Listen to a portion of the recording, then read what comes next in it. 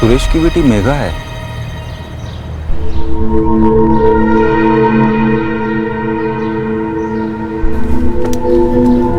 आधा किलो दाल देना। और कैसी है तू? हम ठीक है। और तेरी बड़ी बहन मेघा? वो भी ठीक है।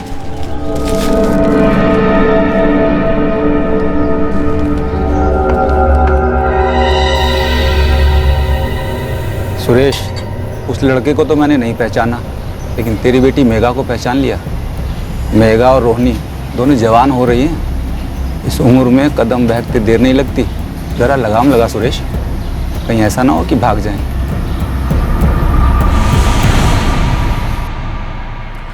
जवान होते बच्चों के माता पिता अक्सर परेशान रहते हैं कि कहीं वो किसी गलत रास्ते पर ना चले जाएं। सुरेश अवस्थी भी अपनी बेटी मेघा के लिए काफी परेशान रहते थे और उनकी परेशानी का कारण था उनकी बेटी मेघा की किसी अनजान लड़के से बढ़ती दोस्ती। और बहुत जल्द ये परेशानी डर में बदल गई।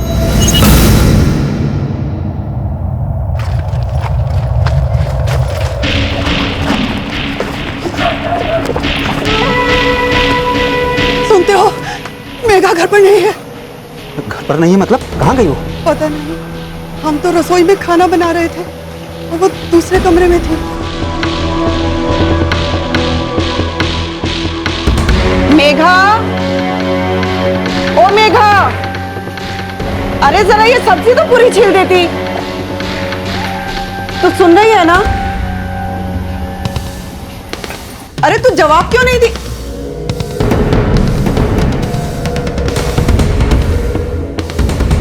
मेघा, मेघा, मेघा,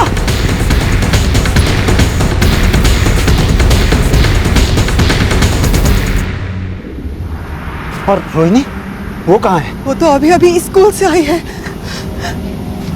बोल रोहिणी, कहाँ है मेघा? हमें कुछ नहीं पता बाबा, दीदी ने हमें कुछ नहीं बताया था। नहीं, वो उस लड़के सोमेश के साथ तो नहीं भाग गई?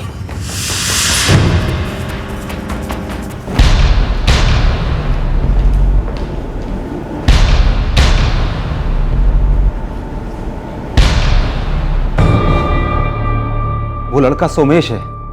उसने हमारी बच्ची मेघा को अगवा किया है साहब। बच्ची है सिर्फ 17 साल की। सोमेश ने उसे अगवा किया है या अपनी मर्जी से उसके साथ भागी है? नहीं साहब, वो तो बच्ची है। उस कमीने ने उसको अगवा किया है। मेघा के पास मोबाइल है? जी। नंबर दीजिए। 64445।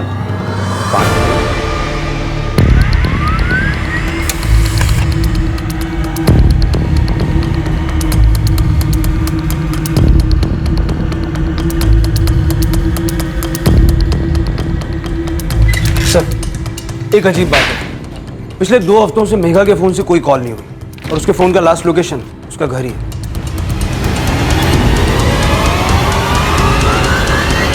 ये सुरेश जरूर हमसे कुछ छुपा रहा है। मेघा के फोन से पिछले 2 हफ्तों से कोई कॉल नहीं किया गया था और उसके फोन की लास्ट लोकेशन थी उसका घर। क्या मेघा के गुमशुदा होने के पीछे कुछ ऐसा छुपा था जो अभी तक सामने नहीं आया था? 2 हफ्ते पहले आखिर ऐसा भी क्या हुआ था?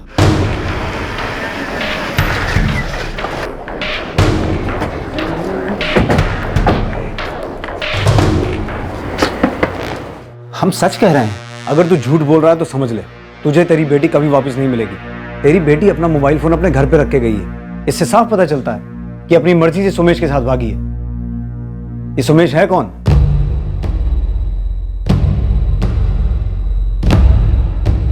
दो बार उस लड़के के साथ तुझे देखा गया है घूमते हुए।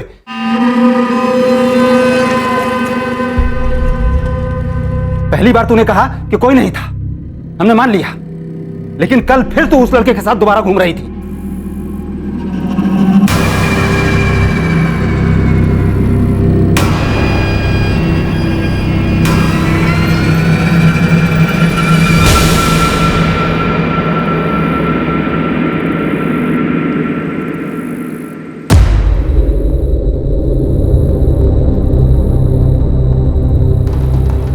सुरेश, अपनी बिटिया को थोड़ा संभाल कर रखो। हमको नहीं लगता वो स्कूल भी जाती है। आज उसे तालाब के पास देखा है, किसी लड़के के साथ हंसी ठिठोली कर रही थी। कौन है वो लड़का? बाबा, उसका नाम सुमेश है और हम उसे पसंद करते हैं।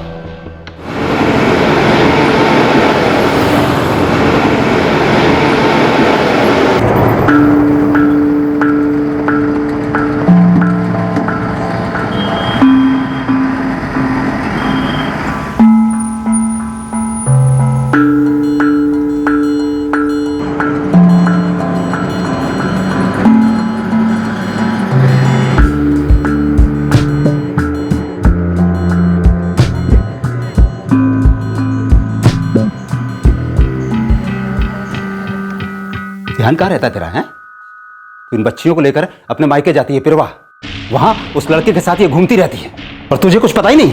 तुझे तो मालूम होगा ना, तू बता।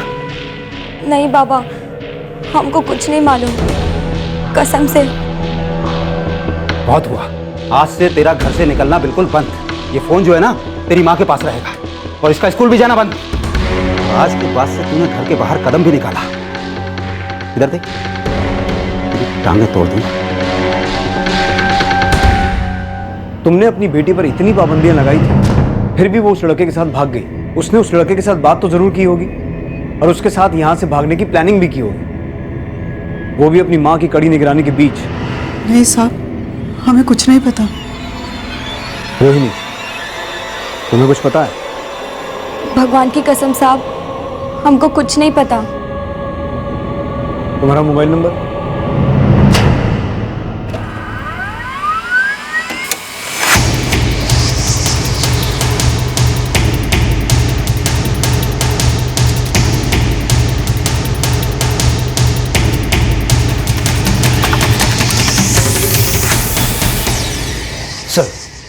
मेघा और उसके पिता सुरेश के कॉल रिकॉर्ड्स में एक नंबर कॉमन है जो कि अब बंद है। ये नंबर जरूर सोमेश का ही होगा।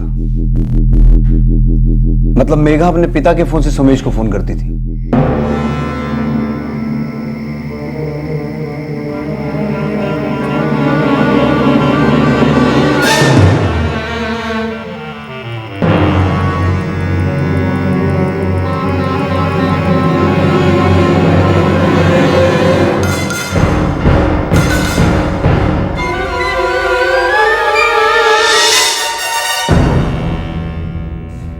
सुरेश, मेघा ने तुम्हारे फोन से ही सुमेश को फोन किया था, तो ये तो हो नहीं सकता कि घर के किसी आदमी को इस बारे में पता ही ना हो। हमें सच में कुछ नहीं पता साहब। देखो, अगर तुम्हारी बेटी अपनी मर्जी से उसके साथ छुपती फिर रही है तो फिर उसे ढूंढना बहुत मुश्किल हो जाएगा।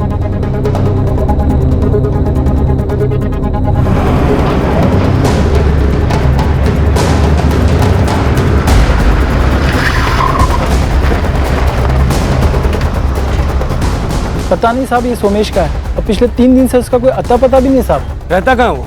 यह पासी के गांव में रहता है साहब, अकेला रहता है। उसके माँ बाप यहाँ नज़दीक में एक नारजियापुर गांव है, उसमें रहते हैं।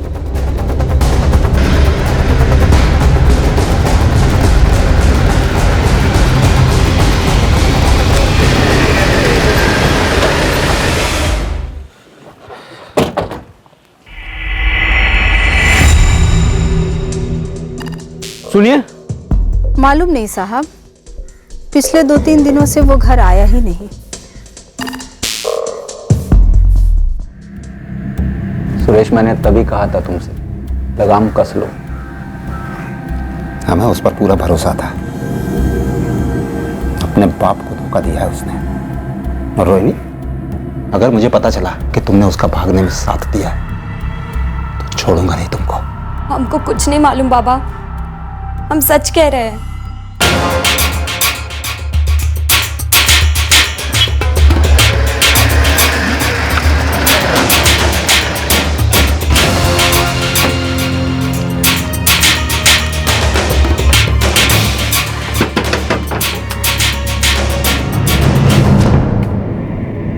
जी साहब, वो यहाँ नहीं है, कल ही चला गया। क्या वो मेघा नाम की किसी लड़की के साथ आया था? जी साहब। और इसी वजह से हमसे बहुत गालियां भी खा के गया साहब। पगला गया है, मत मारी गई है तेरी। कोई ऐसे लड़की को भगा के लाता है? देख, इसे जाकर इसके घर पहुंचा दे। नहीं माँ, हम मेघा से बहुत प्यार करते हैं और अब शादी भी करेंगे तो इसी से करेंगे। देख बेटा, इसका तो दिमाग खराब हो गया। तू अपने घर चली जा, तेरे माँ बाप परेशान हो रहे होगे। हम भी सुमेश से बहुत प्यार करते हैं और हम वापस नहीं जा सकते। हमारे माँ बाबा हमें जान से मार देंगे। ठीक है, जो तुम्हारे जी में आए वो करो, हम इस शादी को नहीं मानते। भगवान के लिए अभी यहाँ से चले जाओ, चले जाओ यहाँ से। साहब, हमें कुछ सही नहीं लगा, इसलिए हमने उसे यहाँ से जाने के लिए कहा। हमने उसे बहुत समझाया कि उस लड़की को उसके माँ बाप के घर पहुँचा दे। अब वो कहाँ है हमें कुछ नहीं पता साहब। सर, सोमेश के माँ बाप के साथ बात हुई। वो लड़की मेघा अपनी मर्जी से ही उसके साथ भागी। अब तो मेघा को ढूंढना बहुत मुश्किल हो जाएगा, क्योंकि अपनी मर्जी से भागी, ऊपर से नाबालिग। एक काम करो, इन दोनों की फोटो सर्कुलेट करो, कहीं भी जा सकते हैं। शायद दिल्ली की तरफ गए हों। सब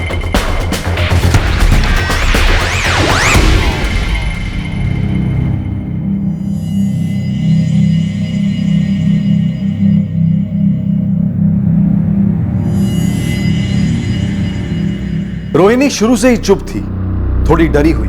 क्या कोई ऐसा राज था जो रोहिणी के दिल में कैद था, जिसके बारे में उसने अभी तक किसी को कुछ नहीं बताया था?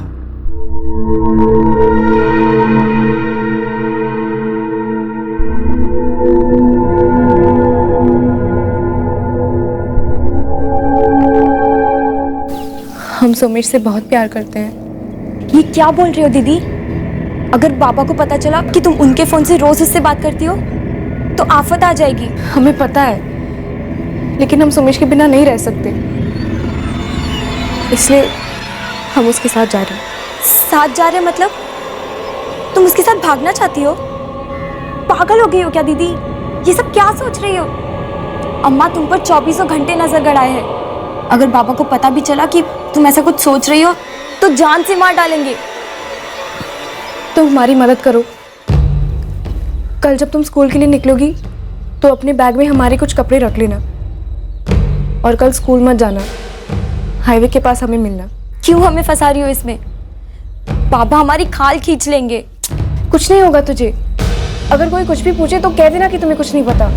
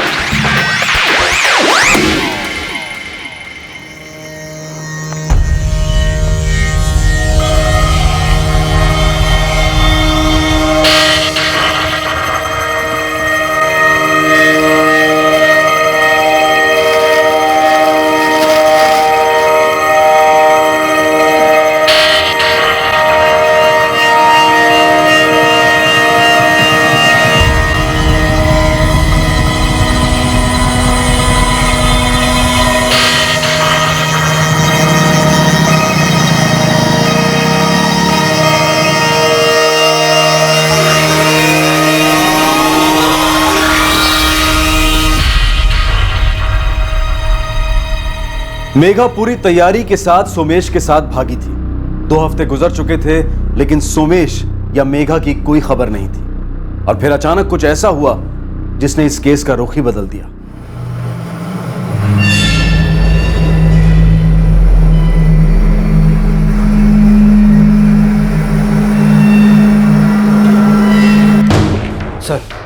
हर जगह मेघा और सोमेश के फोटो भिजवाए, लेकिन दोनों का कहीं भी कुछ भी पता नहीं चला।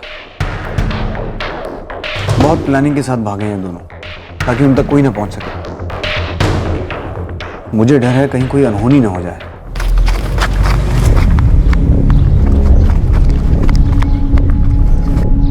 बाबा जल्दी घर चलिए। क्यों, क्या हुआ? आप चलिए तो सही। तू जरा देख यहाँ पर, मैं अभी आता हूँ।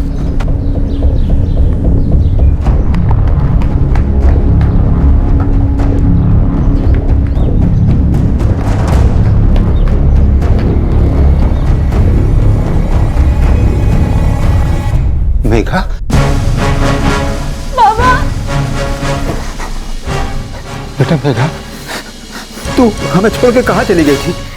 हमें माफ कर दीजिए बाबा, हमसे बहुत बड़ी गलती हो गई। लेकिन हुआ क्या? तू सचमुच में सोमेश के साथ भाग गई थी क्या? मेघा, उसने तेरे साथ कुछ ऐसा वैसा तो नहीं किया ना?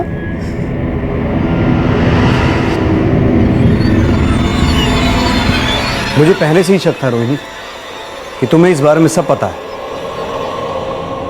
साहब, बच्ची है, माफ कर दीजिए। वो मेघा के बहकावे में आ गई थी। सब सोमेश का किया धरा ऐसा भी है। मेघा, बताओ हमें, क्या हुआ तुम्हारे साथ? सोमेश ने तुम्हारे साथ कोई जबरदस्ती की?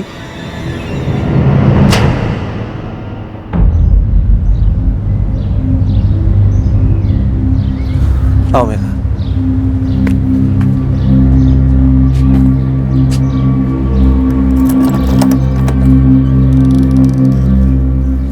आज से यही हमारी दुनिया है मेघा।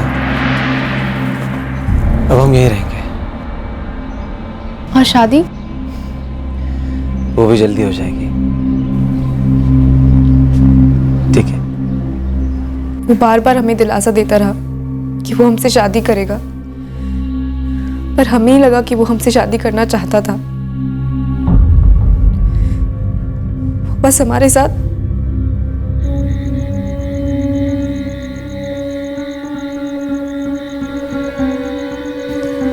नहीं सोमेश, शादी से पहले ये सब नहीं। अब हम शादी तो करने वाले हैं ना। अब हमने अपनी दुनिया बना ली और हम दिल से तुम्हें अपनी पत्नी मान चुके हैं। पत्नी मानने में और पत्नी होने में बहुत फर्क है। पहले शादी कर लेते हैं, फिर शादी के बाद ये सब।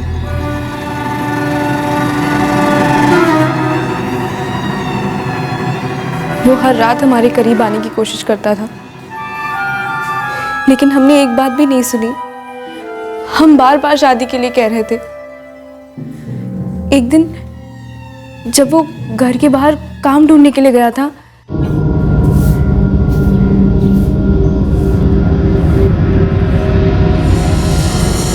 तुम सोमेश के साथ इधर ही रहती हो? जी शादी हुई है या ऐसे ही? शादी हुई है ना, लेकिन आप ऐसा क्यों पूछ रही हैं? ऐसे ही पूछ लिया। उस सोमेश की दूसरी बीवी भी तो है ना,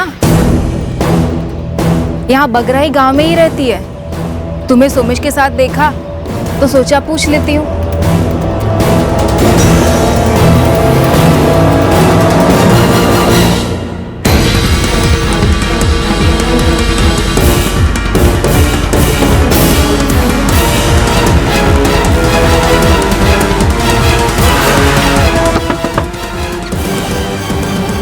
आप मंजू हैं?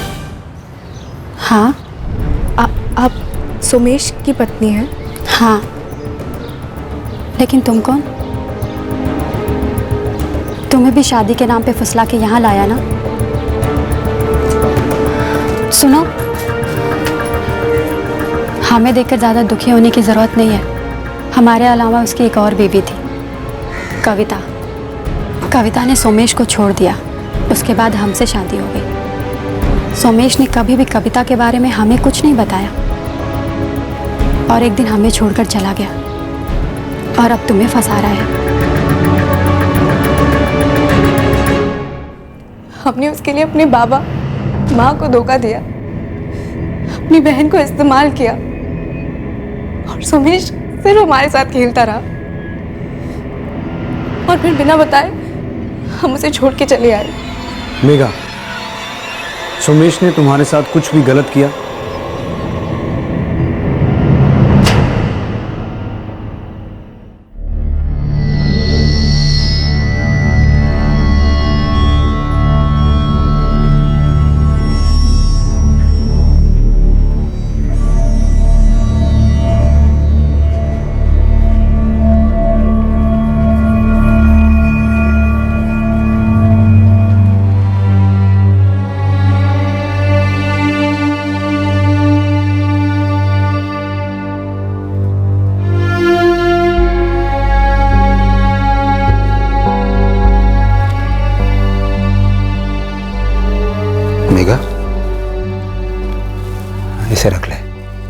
नहीं बाबा, हमें इसकी कोई ज़रूरत नहीं है। बेटा, सुबह का भूला अगर शाम को वापस घर आ जाए तो उसे भूला नहीं कहते हैं। गलती तो सब करते हैं, और अपनी गलती का एहसास कर लेना बहुत बड़ी बात होती है।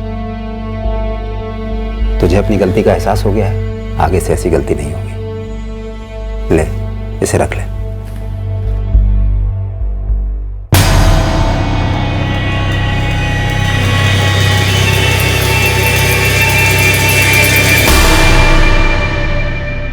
अंत भला तो सब भला, लेकिन ये अंत नहीं था, एक नई मुसीबत की शुरुआत थी। एक ऐसी मुसीबत जिसके बारे में किसी ने सोचा भी नहीं।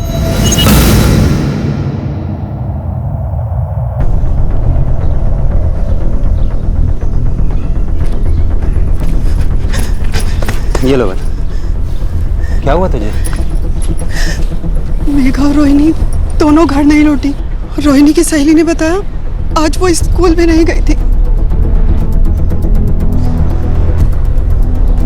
क्या मेघा और रोहिणी दोनों गायब हैं? जी साहब, हम स्कूल भी पता करके आए। मेघा जब से वापस आई थी तो दोबारा से स्कूल जाना शुरू कर दिया। हमने उसका फोन भी वापस कर दिया था, लेकिन अब फोन बंद है। मेघा के साथ रोहिणी भी गायब है। दोनों का कोई पता ही नहीं चल रहा है साहब।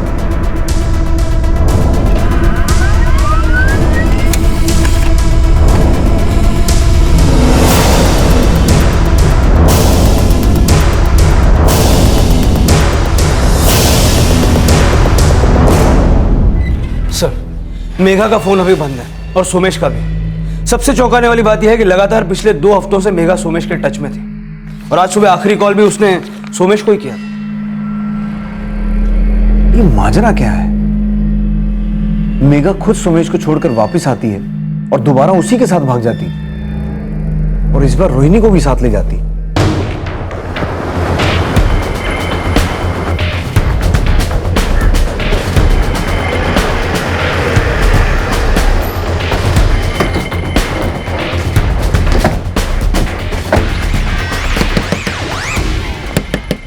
क्या?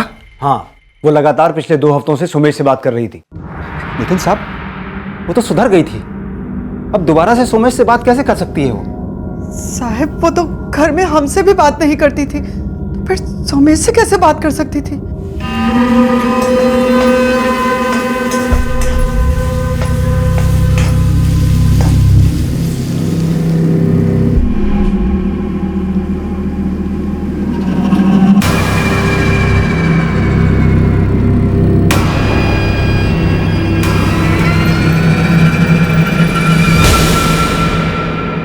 ऐसा नहीं हो सकता साहब। वो उस मक्कार आदमी के साथ दोबारा क्यों भागेगी? और फिर वो रोहिणी को अपने साथ क्यों ले जाएगी? सोमेश और मेघा दोनों के फोन की लोकेशन पता नहीं चल पा रही है। दोनों के फोन बंद हैं, और आज सुबह मेघा ने जिसे आखिरी कॉल किया था वो सोमेश ही था। साहब, मेरा दिल बुरी तरह घबरा रहा है। मेरी बच्ची की जान कहीं किसी खतरे में ना हो। लग तो यही रहा है कि वो फिर से भाग गई, और ये समझ में नहीं आ रहा कि इस बार रोहिणी को साथ लेके क्यों गई।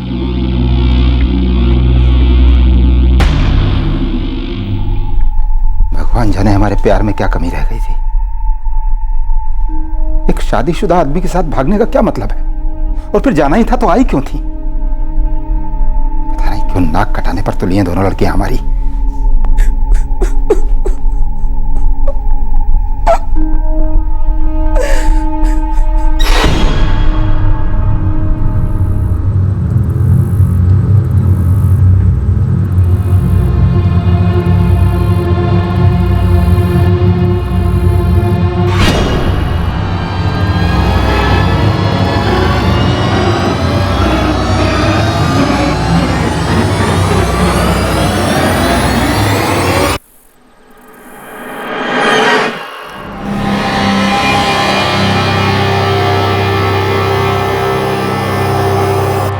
सर, धुरीबा गांव से इंस्पेक्टर जयकांत ठाकुर का फोन आया था। वहां उन्हें 2 बॉडीज मिली।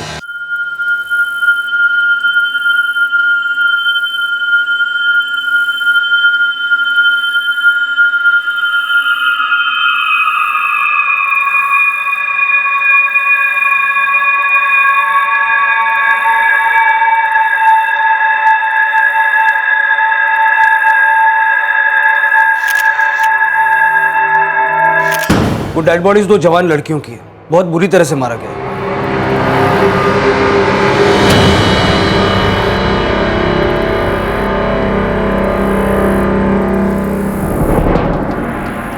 साहब, दोनों लड़कियां हैं, चेहरा बुरी तरह से कुचल दिया गया है। मैंने रोहिणी और मेघा की फोटो हर जगह सर्कुलेट कर दी थी, तो नीरलपुर पुलिस ने यह पता करने के लिए फोन किया था कि ये बॉडीज उनकी तो नहीं है। दोनों का चेहरा बुरी तरह कुचला गया है, पहचान पाना मुश्किल है। सर, हमें आइडेंटिफिकेशन के लिए रोहिणी और मेघा के माँ बाप को बुलाना। ठीक है, बुलाओ उन दोनों को। दोनों कभी नहीं आएंगे।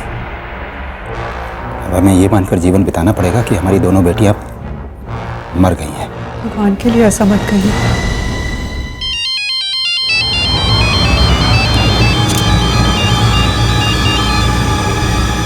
हेलो,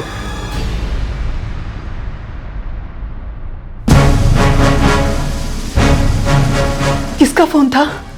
पुलिस को 2 जवान लड़कियों की लाश मिली है।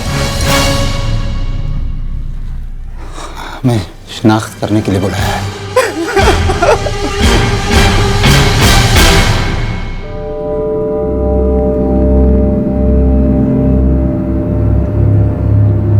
इन दोनों को गला दबाकर मारा गया है और इनको मरे हुए भी कम से कम 48 घंटे हो चुके हैं। बॉडी पर और कोई आइडेंटिफिकेशन नहीं। मारने के बाद इनके चेहरे को किसी भारी चीज जैसे पत्थर से बुरी तरह से कुचला गया है ताकि इनकी पहचान न हो सके।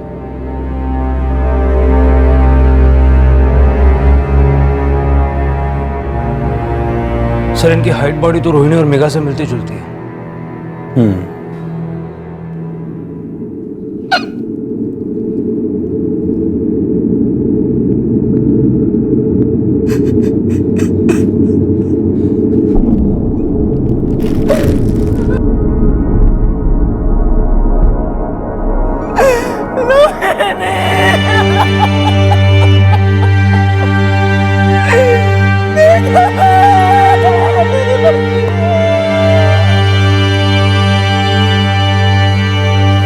तुम्हें पक्का यकीन है ये मेघा और रोहिणी की लाशें हैं? जी साहब।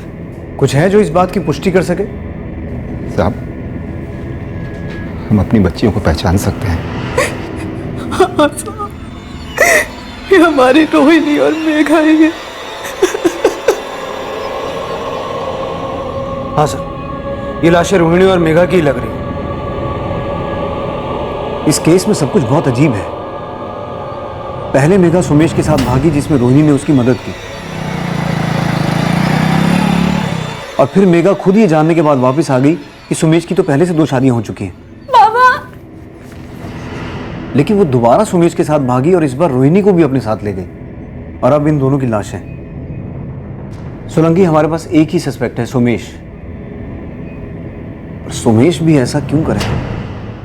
यह माना जा रहा था कि इन दोनों हत्याओं के पीछे सोमेश का ही हाथ है, लेकिन सवाल यह था कि आखिर सोमेश ऐसा क्यों करेगा?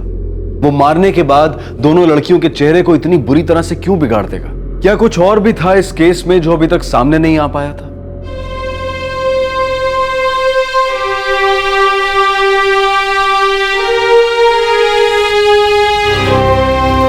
मेरी बस्ती देखा।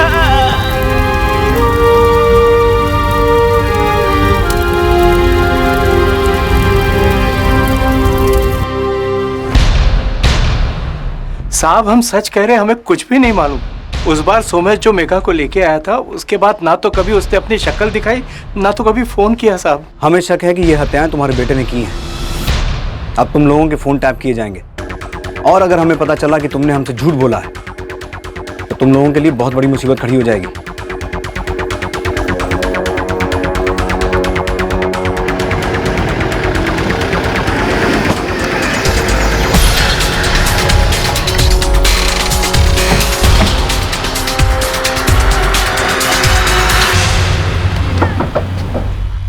पता नहीं साहब, कहाँ है, क्या कर रहा है। पर साहब, अगर आपको मिल जाए ना तो हमें मत बताना। हमारा उससे अब कोई लेना देना नहीं। बहुत पहले छोड़कर गया था हमें, उसके बाद एक बार भी पलट कर नहीं मिला। पता नहीं कहाँ है। अपने इलाके के सारे खबरी लगा दो, जरूरत पड़े तो आसपास के इलाकों के भी। 2 लड़कियों को मारकर ये सुमेश भागकर जाएगा कहाँ?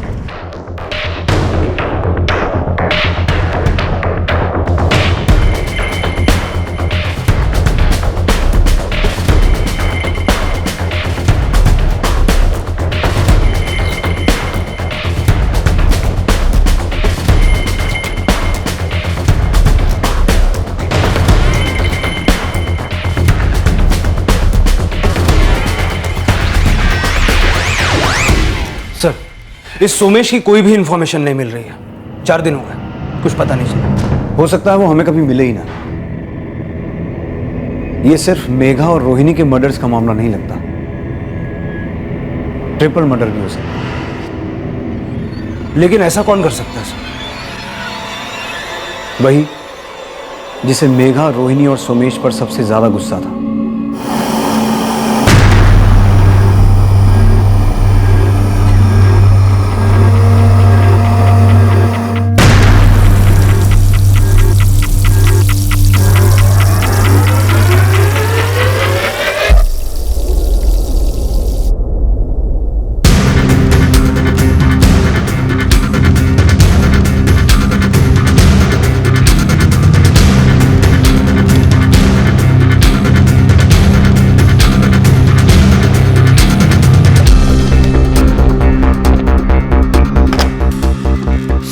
सुरेश के कॉल रिकॉर्ड्स चेक किए, लेकिन शक करने लायक कुछ भी नहीं मिला। हो सकता है उसने इतनी चालाकी से किया हो कि किसी को कुछ पता ही ना चले।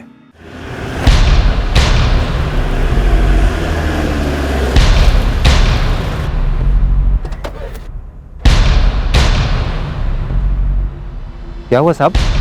कुछ पता चला क्या? हमारे साथ चलो, शायद सब पता चल जाए।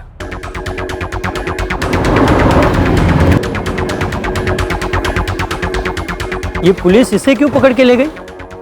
इसने मारा क्या अपनी बेटियों को? नहीं विजय भैया, और होगा भी तो हमको नहीं मालूम।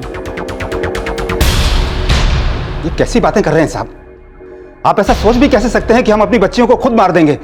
तुमने अपनी बेटियों को खुद ही खोज लिया था। गुस्सा तो तुम्हारे अंदर था ही, क्योंकि तुम्हारी बेटियों ने तुम्हें 1 बार नहीं 2 बार धोखा दिया था। इसलिए इसी गुस्से और नफरत में तुमने अपनी बेटियों को मार के फेंक दिया, और कोई उनकी लाशों को पहचान ना पाए इस तरह से उनका चेहरा कुचल दिया।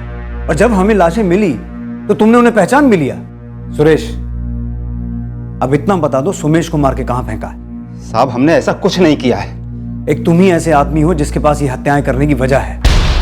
आज तो मेरे पास तुम्हारे खिलाफ कोई सबूत है नहीं, लेकिन जिस दिन सबूत मिल गया ना, उस दिन तुम्हें मेरे हाथों से कोई नहीं बचा पाएगा। ये तो पहले से ही गांव वाले हम पर थूक रहे हैं कि हम अपनी बेटियों को संभाल नहीं पाए, और अब पुलिस वाले भी हम पर शक कर रहे हैं कि हमने खुद अपनी बच्ची की जान ली, और उस सोमेश की। सुमेश का कहीं कोई पता नहीं था, और अब इस बात की भी आशंका जताई जा रही थी कि शायद ये ऑनर किलिंग का मामला हो और मेघा और रोहिणी के घर वालों ने ही उनकी हत्या की हो। पुलिस अपनी इन्वेस्टिगेशन में लग गई, लेकिन इस इन्वेस्टिगेशन से कहीं दूर इस केस के बारे में एक चौंकाने वाली बात सामने आई।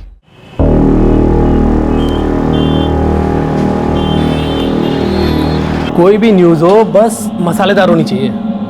कम से कम दिन में 4 बार उछालने के काम तो आए। अब मसालेदार है या नहीं ये तो मैं नहीं बता सकता, लेकिन तकरीबन 1 हफ्ते पहले यहाँ 2 बहनों का मर्डर हुआ है। दोनों बहनें घर से भागी हुई थी।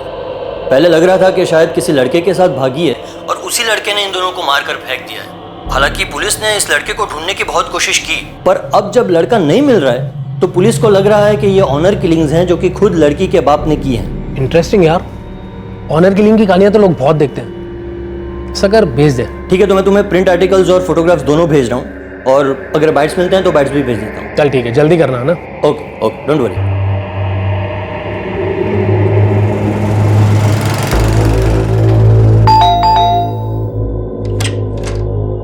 तू रेडी नहीं हुआ अभी तक? तो तेरा फोन भी स्विच ऑफ आ रहा है। बस 2 मिनट यार, बस ये पेपर से लूँ कुछ। 2 मिनट हो गया।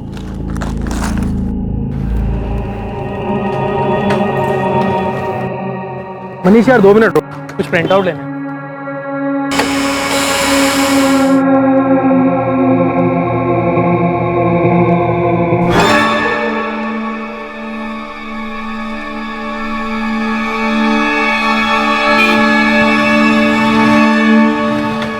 न्यूज़ आर्टिकल है क्या?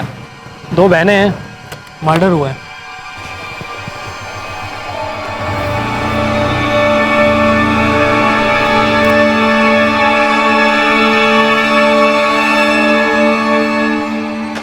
राकेश, हाँ? वो फोटो फिर से दिखाना। क्यों? दिखा तो। क्या हुआ?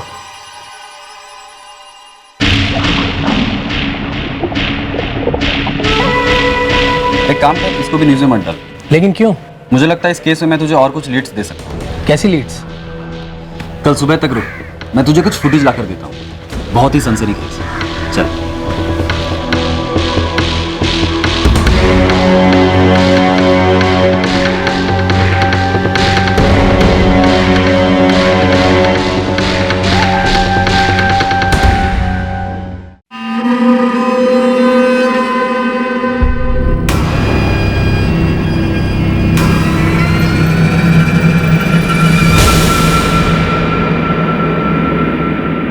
जूनियर रिपोर्टर मनीष के हाथ दिल्ली में ऐसा क्या लगा था जिसने इस केस का रुख ही बदल दिया? मनीष को जो मिला है उसे देखकर सबके होश उड़ जाएंगे, पुलिस के भी। ऐसा क्या मिल गया मनीष को? मनीष उस दिन यही पास वाले मोहल्ले में गया था।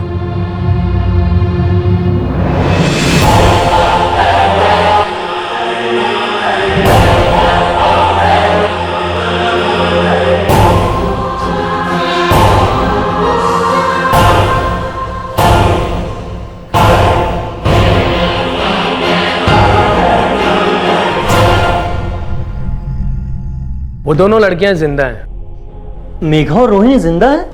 और वो भी दिल्ली में? हाँ, और वो वहां 2 लड़कों के साथ रह रही है।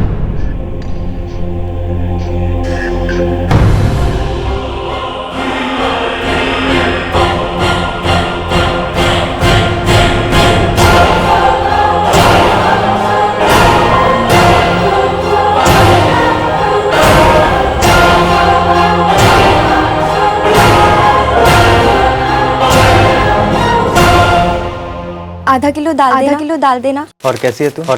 हम ठीक है। और तेरी बड़ी बहन मेघा? वो भी ठीक है।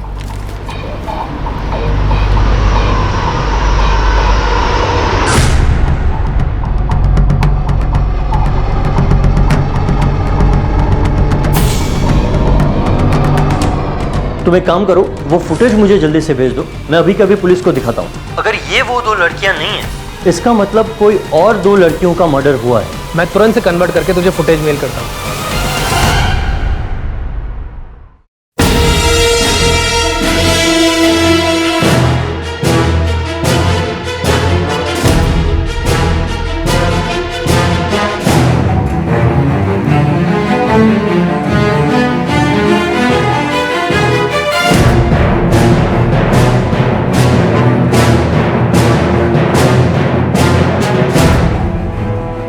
फिर वो 2 डेड बॉडीज किन लड़कियों की?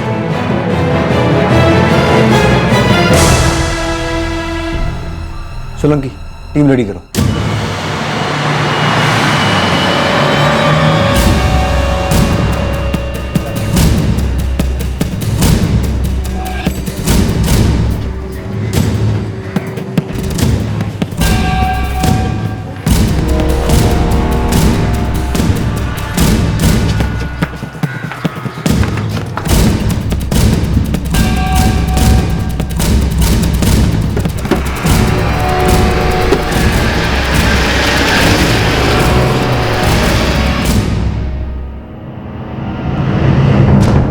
साहब, हमारी बेटियां कहाँ हैं? हमारी पूछताछ के बाद उनसे मिल सकते हो।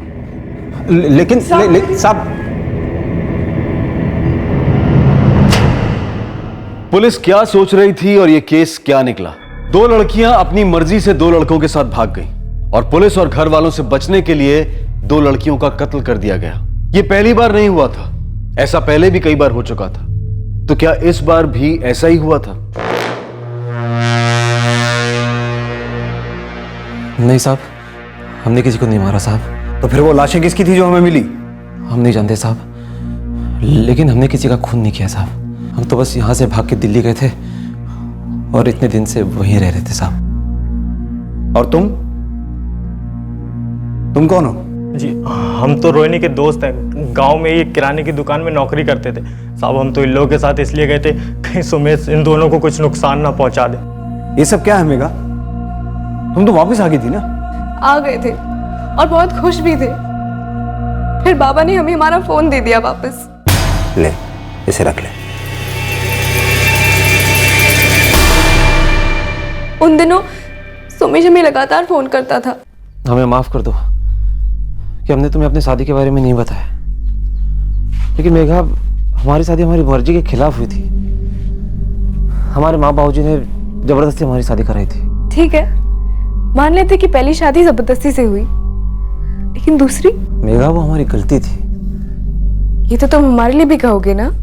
नहीं मेघा, ऐसा मत कहो। हमारी बात पे यकीन करो मेघा, हम तुमसे बहुत प्यार करते हैं। हम तुम्हारे बिना जी नहीं सकते मेघा।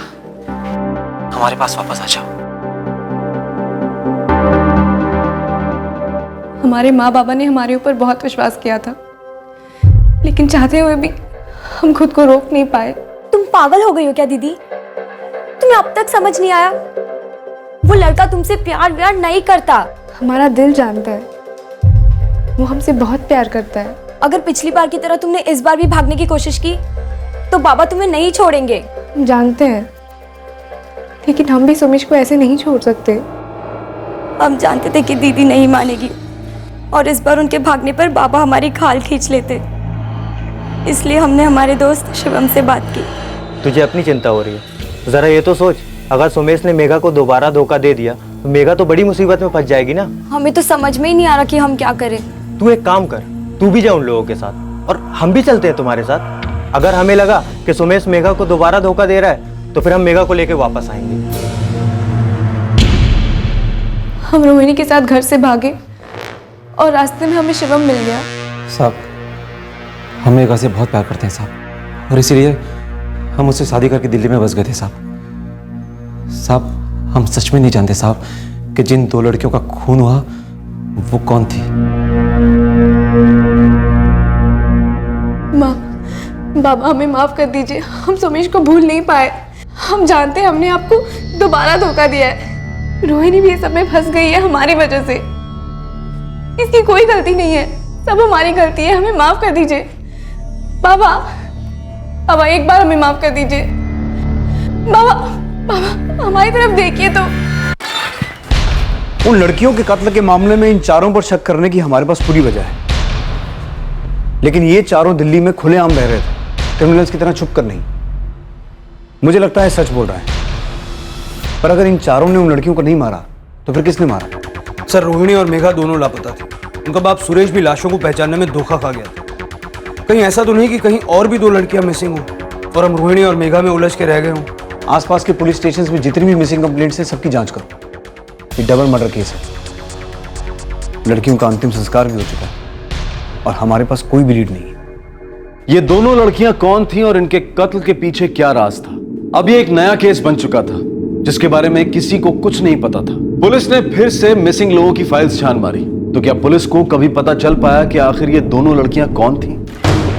सर, हमने आसपास के सारे पुलिस स्टेशन की सारी मिसिंग कंप्लेंट्स देख ली।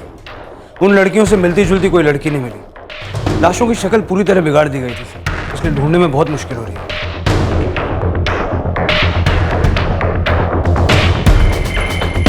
जिसने भी उन्हें मारा वो नहीं चाहता था कि किसी तरह से उनकी शिनाख्त हो।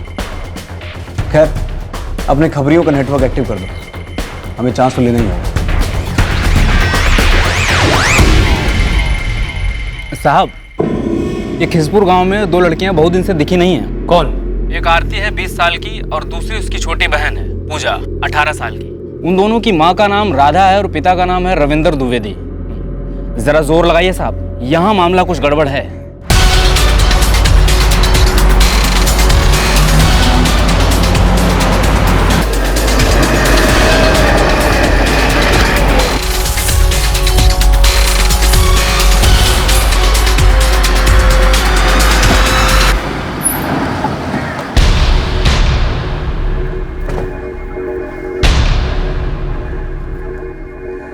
जी, हम आपसे आपकी बेटियों के बारे में कुछ पूछने आए हैं। पूजा और आरती कहाँ हैं दोनों? वो दोनों मुंबई में हैं साहब। हमें पूजा और आरती दोनों की फोटो चाहिए। पर आप उन्हें काहे ढूंढ रहे हैं साहब? ऐसे ही उनके बारे में पता करना चाहते हैं कि दोनों हैं कहाँ। जी।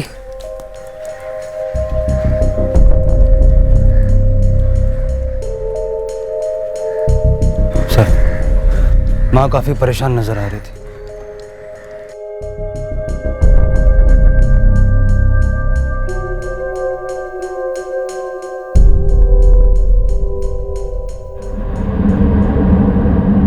मुंबई में क्या करती हैं ये दोनों? इन दोनों ने शादी कर ली साहब। और इनके पति वो क्या करते हैं? हमें नहीं पता साहब, दोनों घर से भाग गई थी।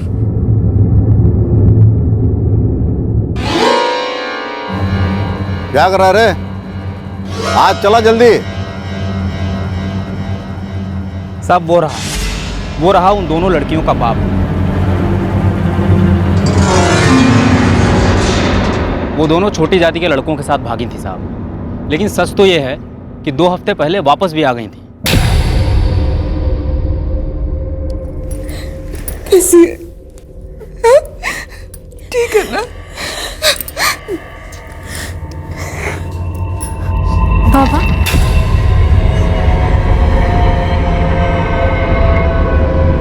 माँ का दिल तो माँ जैसा ही होता है साहब, लेकिन बाप का गुस्सा ठंडा नहीं हुआ। वो दोनों वापस क्यों आई ये कोई नहीं जानता साहब। किन 2 लड़कों के साथ भागी थी वो? रितेश और उसका चचेरा भाई मयूर।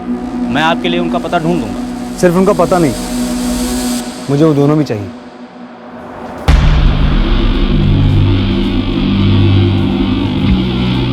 हमारा नाम रितेश है। हमारी पूजा से शादी ज़रूर हुई थी, लेकिन वो हमारे साथ नहीं। हमारा नाम मयूर है साहब। हमारी भी आरती से शादी हुई थी, लेकिन वो हमारे साथ नहीं है। हमें पिछले 2 हफ्तों से उन दोनों के बारे में कोई खबर नहीं साहब। उनका कोई फ़ोन नहीं आया, तो हमारी भी हिम्मत नहीं हुई कि उनके घर जाके देखें। हम लोग काफ़ी डरे हुए थे साहब।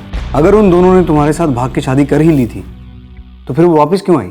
साहब, उनके बाबा रविंदर को हमारे बारे में सब पता चल गया था और उन्होंने आरती को फ़ोन किया था। पापा, हम लोग अपनी मर्जी से यहाँ आए हैं। मैं मयूर से बहुत प्यार करती हूँ और पूजा रितेश से। ये क्या पागलपन है आरती? तुम दोनों हमारी मुंह पर काली पोत कर चली गई। एक बार भी अपनी माँ और बाबा का ख्याल नहीं आया मन में?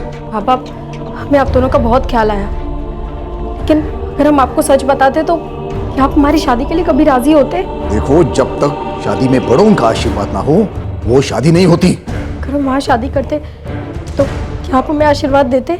देखो बेटा, हम और तुम्हारी माँ तुम दोनों को बहुत याद करते हैं।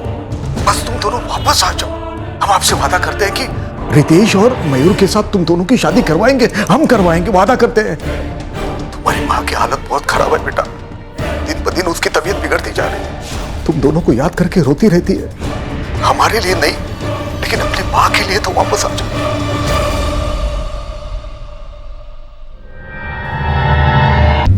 अरे, क्या हुआ तुम दोनों को? वो आज बाबा का फोन आया था, हमारी शादी के लिए मान गए। ये उनकी कोई चाल भी तो हो सकती है। ऐसा नहीं लगता, कि से बात करके लगा कि माँ और बाबा हम लोगों को बहुत याद करते हैं। और बाबा ये भी बता रहे थे कि माँ बहुत बीमार है, हमें जाना होगा। अगर हम चारों वहाँ पे जाते हैं और वहाँ पे जाके पता चला कि ये उनकी कोई चाल थी तो? एक काम करते हैं, पूजा और आरती, पहले सिर्फ तुम दोनों वहाँ जाओ और उन्होंने जैसा कहा है, अगर वैसा नहीं होगा तो तुम दोनों भाग के वापस यहाँ आ जाना। नहीं, ऐसी नौबत नहीं आएगी। देखना, पापा खुशी खुशी तुम लोगों को बुलाएंगे और हम लोगों की शादी फिर से करवाएंगे। लेकिन फिर भी अगर वहाँ जाके कोई भी गड़बड़ होती है तो हमें एक बार कॉल कर देना।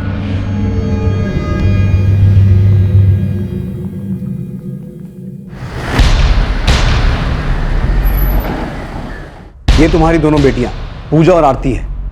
जी नहीं, ये हमारी बेटियां नहीं है। तुम्हारी दोनों बेटियां लापता है ना? तो तुमने पुलिस में उनकी कोई शिकायत दर्ज नहीं करवाई, क्यों? वो दोनों हमारी नाक कटाकर भाग गई, वो भी छोटी जाति के लड़कों के साथ। वो दोनों वापस भी तो आ गई थी। नहीं, वो कभी वापस नहीं आई। आपकी बेटियां वापस आ गई थी ना? जी नहीं आई थी। झूठ बोल रहे हो तुम दोनों। पूजा और आरती मर चुकी हैं और मैं दावे के साथ कह सकता हूं कि तुम्हें इस बारे में अच्छी तरह से पता है। हमारे लिए तो उसी दिन मर गई थी। जिस दिन वो उन छोटी जाति के लड़कों के साथ भाग गई थी। इसमें कौन सी नई बात बता रही आप? नई बात यह है कि तुमने खुद अपनी बेटियों का खून किया है। हमने किसी का खून नहीं किया। पूजा और आरती आपकी बेटियां थी ना, वो घर छोड़ के गई, आपको धक्का तो जरूर लगा होगा, पर कम से कम वो जिंदा तो थी। उन्हें ये झूठ बोलकर वापस बुलाया गया कि आपकी तबीयत ठीक नहीं है, और फिर उन्हें मार दिया गया। और सिर्फ मारकर नहीं छोड़ा, उनका चेहरा बुरी तरह से कुचल दिया गया किसी भारी चीज से। आपकी बेटियां, जिन्हें आपने अपनी कोख से जन्म दिया है, उन्हें किसी दरिंदे ने बुरी तरह से मारकर फेंक दिया। देखिए, ये कहानियां सुनाकर अब आपका और हमारा समय बर्बाद कर रहे हैं। आपके सामने ही मारा था ना उन्हें, या फिर मारने के बाद आपको बताया गया कि वो मर चुकी है? हमें कोई फर्क नहीं पड़ता वो जिंदा या मर गई। हमने कहा ना, हमारे लिए वो पहले ही मर चुकी थी। बिल्कुल, तुम्हारे लिए तो वो पहले से ही मर चुकी थी, इसीलिए तुमने शादी का झूठा वादा देकर उन्हें वापस बुलाया और फिर सच में मार दिया। आप लोग यहां से चले जाइए। उन दोनों से हमें कोई मतलब नहीं था, ना ही रहेगा, और उन दोनों के बारे में हमें और कुछ भी नहीं जानना है। लेकिन हमें जानना है उनके हत्यारे के बारे में, जिसे पूजा और आरती की मां अच्छी तरह से जानती है।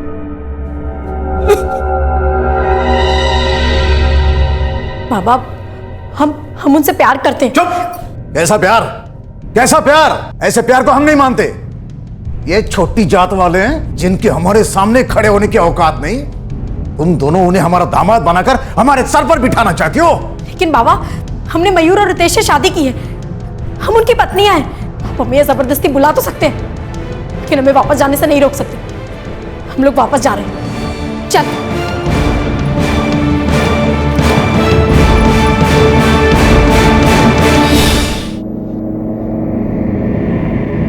इस बार हम तुम्हें रोकेंगे नहीं। तुम दोनों को इतनी दूर भेज देंगे, वापस आकर हमारे खानदान के चेहरे पर कालिक न पोंछ सको।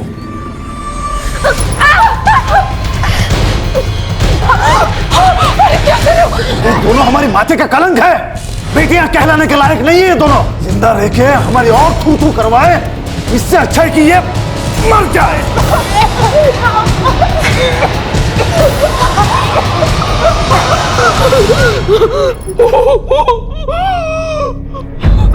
चलो, इनकी लाशों को ठिकाने लगा देते हैं। उठाओ।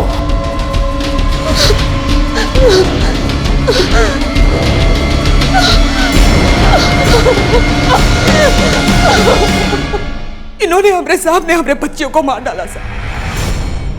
हम अपने आंखों से देखते रहे, वो रोती रहे, वो चिल्लाते रहे, हम कुछ नहीं कर पाए।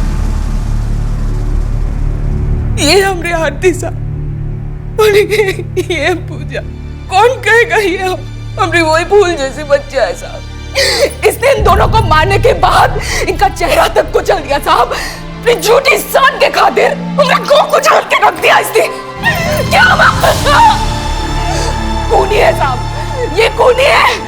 मार डालो इसको, मार डालो। उनके साथ उन सबको मार डालो जो अपनी झूठी शान और झूठे इज्जत के खातिर मासूमों का खून बहाते हैं। मार डालो साहब, मार डालो। हमें भूल से बच्चों की गलती क्या थी साहब? प्यार किया था ना। अगर प्यार करना गलती है, अगर प्यार करना गुनाह है, तो इन जैसे लोग जो नफरत फैलाते हैं, उनका क्या? उनका क्या?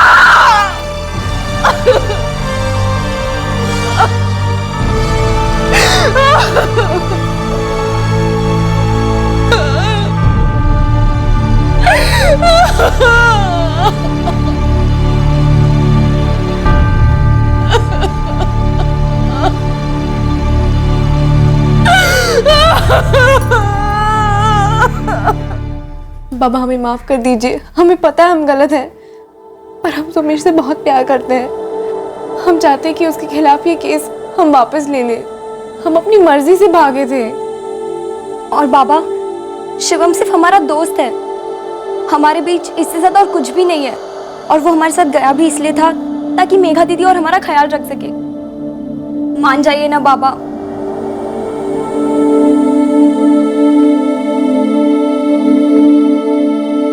रविंद्र द्विवेदी और उसके साथियों को आईपीसी की धारा 302 के तहत उसकी बेटी आरती और पूजा के कत्ल के लिए बुक किया गया है। मेघा और रोहिणी के माता पिता पर भी उन दोनों लाशों को मेघा और रोहिणी की लाश बताकर पुलिस को गुमराह करने के चार्जेस लगाए गए थे, लेकिन बाद में उन चार्जेस को खारिज कर दिया गया। मेघा और रोहिणी दोनों ही नाबालिग थी, इसलिए सोमेश और शिवम पर नाबालिग लड़कियों को अगवा करने के आरोप लगाए गए। फिलहाल दोनों जुडिशियल कस्टडी में हैं। पुलिस को पहले से ही मालूम था कि यह ऑनर किलिंग का मामला है और उनका शक सही साबित हुआ। अंतर सिर्फ इतना था कि सुरेश अवस्थी ने अपनी बेटियों मेघा और रोहिणी को नहीं मारा था, बल्कि रविंद्र द्विवेदी ने अपनी बेटियों पूजा और आरती का कत्ल किया था। गुनहगार सिर्फ गुनहगार होता है, भले ही वो गुनाह इज्जत के नाम पर ही क्यों न किया जाए। जब समाज से जुड़ी कुरीतियों, अंधविश्वास और परंपरा के नाम पर कुछ गलत होता है तो उसमें गर्व करने जैसा कुछ नहीं होता। जाति, धर्म और समुदाय के नाम पर की जाने वाली हिंसा ये नहीं दर्शाती कि हिंसा करने वाला कितना इज्जतदार है, बल्कि ये दर्शाती है कि उस इंसान की मानसिकता कितनी खोखली है। बड़े शर्म की बात है कि आज के दौर में भी ऐसे लोगों की कमी नहीं जो इस तरह की कुरीतियों को बढ़ावा देते हैं। आपसे फिर मुलाकात होगी क्राइम पेट्रोल सतर्क में एक और नए केस के साथ। तब तक अपना ख्याल रखें, सुरक्षित रहें और याद रखें, सही वक्त, सही कदम, सतर्क रहें। जय हिंद। इस तरह के और भी एपिसोड देखने के लिए हमारे चैनल को सब्सक्राइब करें और बेल आइकन दबाना ना भूलें।